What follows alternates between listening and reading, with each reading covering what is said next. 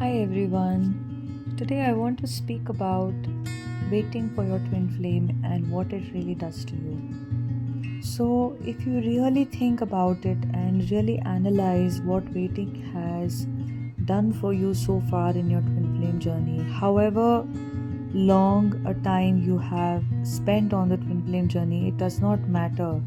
But essentially, you will realize that waiting is the most futile energy you can be in on the journey, and yet, this is what we end up doing the most. So, if you really think and understand, your soul and your twin flame's soul are the same soul. So, you're already one, you're already united. There is no difference between you and your twin. So, your soul already knows it, right? It is your ego mind which does not understand it and sees them as a different person, and then tries to look at the kind of an interaction you're having, and it tries to say, okay, you know what, my twin is not speaking to me, he's speaking to other people, we've not been in contact, we've been in a long separation. So it's essentially the ego mind which creates this separation between you, and it tells you that you must wait. Let me pull some cards today, or get a tarot reading on what will my communication look like. Will I have union this year? Will I have communication this year? And someone tells you that you will, or it will happen by next month or 2 months from now. Or you automatically assume that maybe on a particular occasion of a festival, or a birthday or something of the sort, your twin will reach out to you.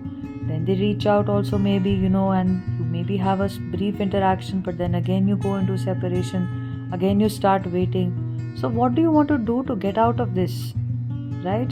You're always waiting. If you really think about it, most divine feminines are in a state of almost waiting every day for that text message, even if you've not been in communication for weeks or months or sometimes even years. That waiting doesn't stop. And this is, a great state of disempowerment for you, is what I want to speak about today and highlight. That why don't you change this belief that you have right now, that you are separate from your twin? Why don't you change it into something like, I am one with my twin. I am one with my twin on all levels. There is no difference between my twin and me. My twin is always with me. You can start with changing this belief, and automatically when your ego starts to come up again, because the mind will become activated, and the mind will say, no, but I haven't gotten a text today. Oh, I was expecting this to have happened by this week or by this month, and that hasn't happened. The moment that comes, you become aware of it, and you reinforce the belief, and you say, I'm one with my twin on all levels. Okay? You do this and you act as if you're already one with your twin. Do not act as if there is a separation. Do not feed into that ego consciousness. Alright, you act as if you're already together. And if this ends up triggering something in you, maybe some lack of self-worth gets triggered, when you imagine that you're already with your twin, or some fear gets triggered, maybe fear of commitment, fear of marriage, it can be fear of, abandonment, it can be a lack that comes in you, or any other fear of maybe failure, or fear of perhaps negativity or something like that. You become aware of those fears and you go into investigating those fears.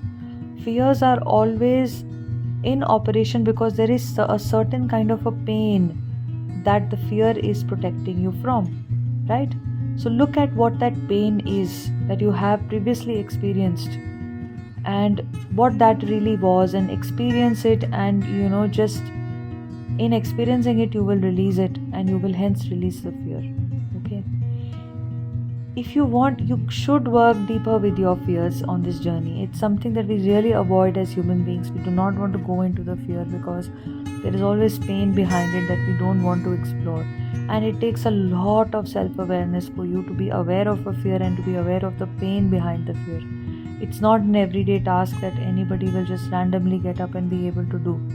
It needs some guidance, it needs a lot of internal strength, and it needs immense self-awareness as well. Alright, so every time you're triggered, a negative thought or an emotion comes up, you must explore it, look at what they're representing, but reinforce the belief again that I am already one with my twin. I am one with my twin and I are together.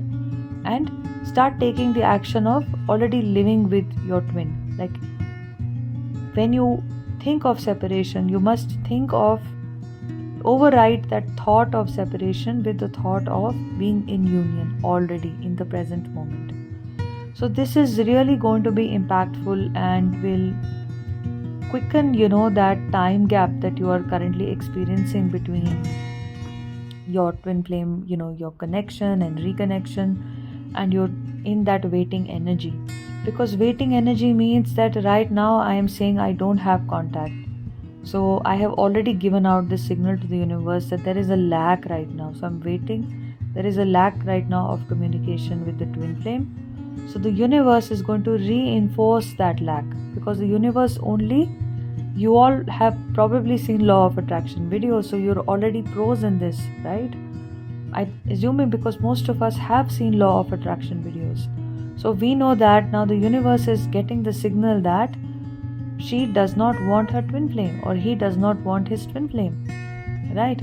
Because she's saying that, she doesn't have him right now. So this is what you're going to get more and more of in the future. All right.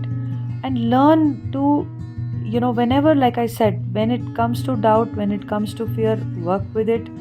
Definitely continue to work on your healing journey as well. The most important part of the healing journey, according to me personally, is that we release these underlying beliefs and the underlying triggers and trauma that we have stored in our system, because they impact us more powerfully than we give them credit for. And one more important thing that you can do is that you try to balance out the energy within you. You not only just work on your wounds, but you take an active meditation practice, whether it is working through your chakras or staying in the present moment, or definitely both of them, to sort of, embody your higher version. And this will also ensure that, you're looking after yourself in an energetic manner. Through the first exercise, you're healing yourself mentally, and yes, that is also impacting your energy. But through the second exercise, you're directly working with the energy. Okay? So these 3 tools essentially are very, very key. And do not be in that waiting energy. The moment you catch yourself in the waiting energy, say, I am one with my twin. I am in harmonious union with my twin. My twin is with me right now.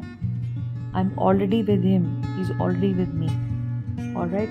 This is how, you will progress and you will switch out of the waiting energy. So do not fall into the trap of the waiting energy. If you're waiting now, you will be waiting in the future. The future does not look different from the present because of law of attraction, and simply that's just the flow of life, right? The cycles keep repeating. So change the cycle now for the outcome to be different in the future. Okay? So this is all I wanted to share with you today. It's more brief than my most other podcast videos. If you need any help or support on this journey with regards to your twin flame journey, you need any guidance with regards to the kind of inner work that you need to do, if there is some trauma, there is some childhood experiences that you're finding difficult to let go of, there is anything else, that you think I can be of support to you for this journey, you can book an affordable one-on-one session. My email address is imacomplete@gmail.com, and I will see you in the next podcast video. Have a beautiful, wonderful